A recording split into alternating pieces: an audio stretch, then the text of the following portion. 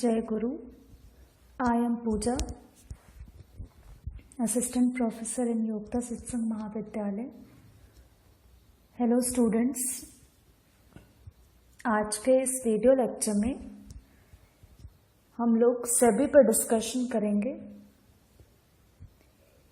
You will be able to understand the basic concepts of SEBI, what are its objectives, its organizational structure, definitions. So this topic is equally important from exam point of view. So listen very carefully and try to understand.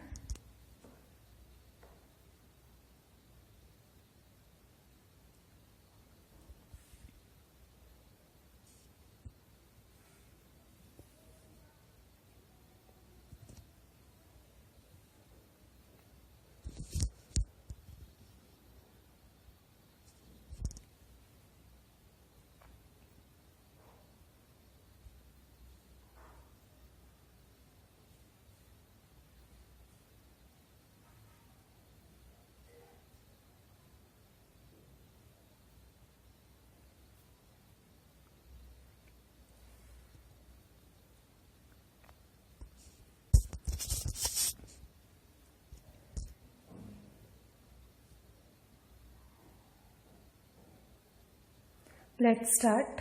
SEBI. SEBI stands for Securities Exchange Board of India. SEBI का full form क्या है? Securities Exchange Board of India. देखिए, SEBI का जो formation हुआ था उसका basic purpose था, उसका बेसिक ऑब्जेक्टिव था फॉर्मेशन का, इन्वेस्टर्स के इंटरेस्ट को, उसके राइट्स को प्रोटेक्ट करना. ठीक है, तो we will first of all understand that when SEBI was formed and when it became an act. Okay, so let's see. In 1992, SEBI was given the legal status by a government ordinance which was subsequently ratified by Parliament to become an act on 4th April 1992. कहता है 1992 में सेबी को सरकार ने एक अध्यादेश जारी करके वैधानिक स्टेटस दिया, लीगल स्टेटस दिया, जिसे पार्लियामेंट ने 4 अप्रैल 1992 को स्वीकृति दी. मतलब सेबी का एक ऑर्गेनाइजेशन के फॉर्म में स्टैब्लिशमेंट कब हो गया? ईयर 1992 में बाय गवर्नमेंट ऑर्डिनेंस. और इसे मतलब जो सेबी एक्ट बना, ये सेबी एक्ट 1992 के नाम से जो ये फॉर्म हुआ वो कब हुआ? 4th अप्रैल 1992 को. Clear? So this question come in your multiple choice और in true false कि इसे ये एक्ट कब बना, डेट पूछता है, तो you must remember this date. 4th अप्रैल 1992 को ये एक एक्ट, सेबी एक्ट बना था. Clear? Next, meaning of SEBI. This is very important कि सेबी से हम क्या समझते हैं, सेबी क्या है. ठीक है, तो इसे हम डेफिनेशन के फॉर्म में समझेंगे. एक एक वर्ड का ब्रेकअप मैं आपको समझाऊंगी. So listen very carefully. See, SEBI is a body corporate having perpetual succession and a common seal with power to acquire, hold and dispose of property, both movable and immovable, and to contract, sue and be sued in its own name. यानी देखिए, इसे समझिए, सेबी एक body corporate है. मतलब जो सेबी का establishment होता है वो एक कंपनी के फॉर्म में वो स्टैब्लिश होता है अंडर कंपनीज एक्ट 2013. ठीक है, नेक्स्ट, परपेचुअल सक्सेशन। ये वर्ड आपने कंपनीज के फीचर्स में पढ़ा होगा in graduation. So perpetual succession से हम क्या समझते हैं कि members will come and members will go but the company will run forever, company will be in existence. मतलब जो कंपनी के मेंबर्स हैं वो आएंगे जाएंगे, डेथ होगा, इंसॉल्वेंसी होगा, लेकिन इससे कंपनी के एग्जिस्टेंस में कोई भी फर्क नहीं पड़ेगा। Clear? Next, common seal. Common seal क्या होता है? Official signature of the company. लेकिन इसमें एक अमेंडमेंट है, वो आप लोग को जानना चाहिए कि कंपनीज अमेंडमेंट एक्ट 2015 के अकॉर्डिंगली अब कॉमन सील कंपलसरी नहीं है। अगर 2 डायरेक्टर का साइन हो डॉक्यूमेंट्स में या एक डायरेक्टर और कंपनी सेक्रेटरी जो कंपनी का उसका साइन हो तो भी वो कॉमन सील माना जाएगा। या तो कॉमन सील हो सकता है या तो जो साइन है 2 डायरेक्टर का या एक डायरेक्टर और एक कंपनी सेक्रेटरी का वो भी चलेगा। ठीक है। नेक्स्ट, सेबी का और क्या पावर है? To acquire, hold and dispose of property both movable and immovable. मतलब सेबी का पावर है कि वो खरीद सकता है, होल्ड करने का और उसे डिस्पोज यानी बेचने का राइट रखता है। दोनों प्रॉपर्टी, मूवेबल भी और इमूवेबल प्रॉपर्टी, मतलब चल संपत्ति और अचल संपत्ति दोनों का। ठीक है। And to contract, sue and be sued in its own name.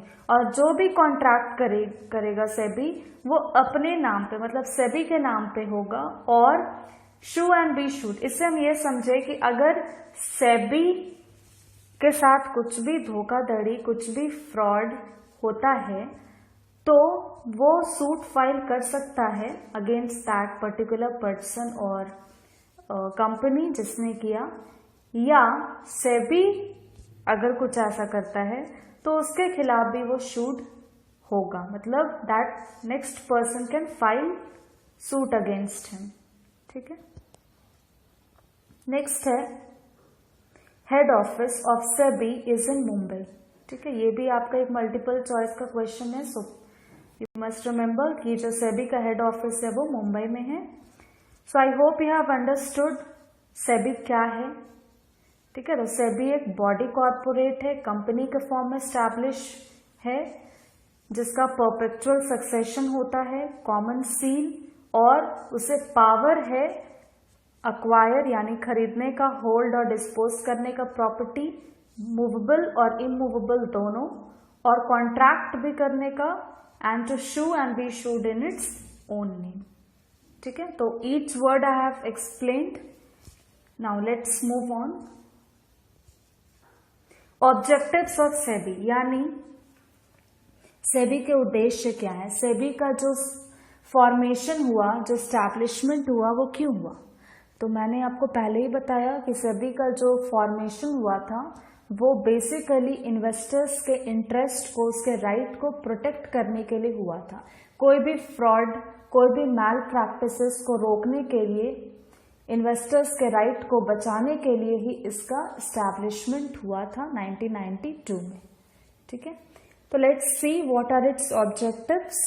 The objectives of SEBI are as follows. Number 1, to protect the interest of investors, यानी निवेशकों के हित की रक्षा के लिए इसका एस्टैब्लिशमेंट हुआ। दूसरा, to promote the development of securities market, मतलब प्रतिभूति बाजार के विकास को प्रोत्साहित करने के लिए ही इसका स्टैब्लिशमेंट हुआ। तीसरा, to regulate the securities market, ये देखना कि जो सिक्योरिटीज मार्केट है वो सारे रूल्स रेगुलेशंस को कंप्लाई कर रहा है या नहीं कर रहा है, इसे रेगुलेट करने का काम सेबी करती है। ठीक है। तो ये भी क्वेश्चन आता है कि जो सिक्योरिटीज मार्केट का रेगुलेटर कौन है, तो इट्स सेबी। ठीक है। And to deal with matters connected therewith or incidental thereto, और इससे जो भी जुड़ा हुआ मैटर है वो सारे मैटर्स को डील भी सेबी ही करती है। तो इसी ऑब्जेक्टिव्स, इसी पर्पस के लिए सेबी का फॉर्मेशन हुआ। ठीक है, नेक्स्ट ऑर्गेनाइजेशन ऑफ सेबी, यानी सेबी बोर्ड में कौन कौन मेंबर हो सकते हैं। Let's see, SEBI board shall consist of the following members, namely a chairman, number B, 2 members from amongst the official of Ministry of Central Government dealing with finance and administration of Companies Act 2013. Number C, 1 member from amongst the official of Reserve Bank of India. तो SEBI board में कौन कौन member होंगे, एक chairman होगा, दूसरा 2 member होंगे, कहां से, मिनिस्ट्री ऑफ सेंट्रल गवर्नमेंट से 2 मेंबर को चूज किया जाएगा, जो किस मैटर से वो डील कर रहे हैं, फिनांस या एडमिनिस्ट्रेशन से रिलेटेड जो डील करते हैं उन्हें ही चूज किया जाएगा। ठीक है, next 1 member from amongst the official of the reserve bank of India, और एक member reserve bank of India से चूज किया जाएगा। नेक्स्ट है 5 other members of whom at least 3 shall be whole-time members to be appointed by the central government, और 5 और members को choose किया जाएगा जिसमें वो 5 में से आपका 3 मेंबर जो है वो होल टाइम मेंबर्स होंगे, यानी परमानेंट मेंबर्स होंगे, और 2 आपका पार्ट टाइम। तो ये जो अपॉइंट करेगा वो कौन करेगा, central government.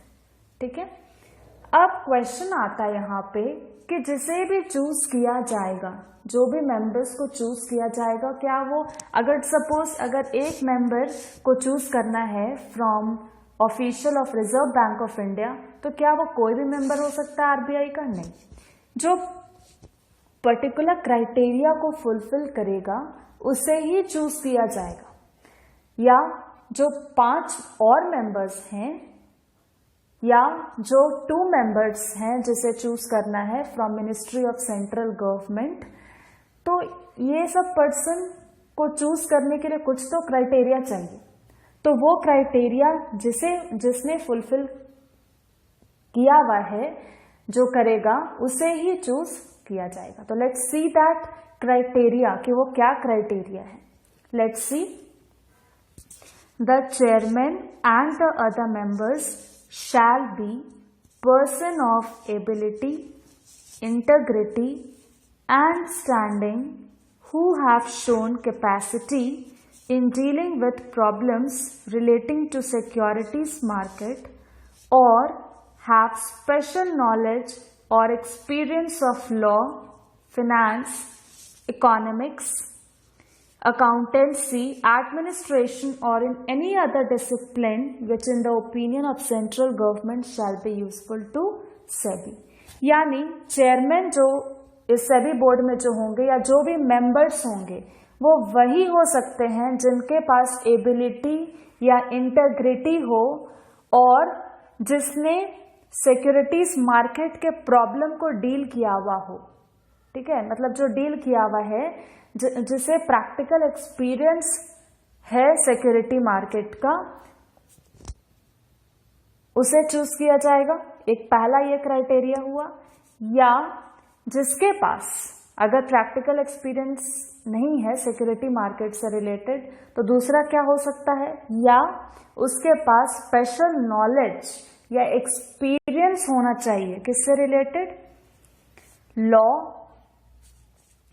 Finance, economics, accountancy, administration या जो भी कोई भी डिसिप्लिन और जो सेंट्रल गवर्नमेंट को लगता है कि ये यूजफुल है सेबी के हिसाब से, तो वो भी। ठीक है, तो जो इस क्राइटेरिया को फुलफिल करेगा वही सेबी बोर्ड का मेंबर बन सकता है।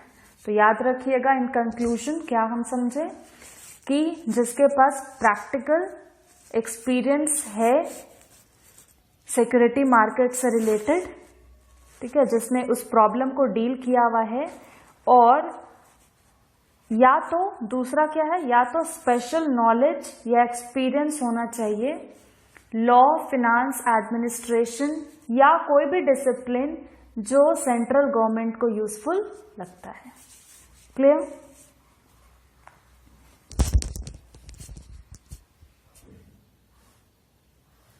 So in this today's video lecture, in summary form, what we have discussed, SEBI का फॉर्मेशन कब हुआ? 1992 में। इसे एक एक्ट के फॉर्म में, किस स्टेट को ये सेबी एक्ट के फॉर्म में ये स्टैब्लिश हुआ? 4 अप्रैल 1992 को ये एक्ट बन गया।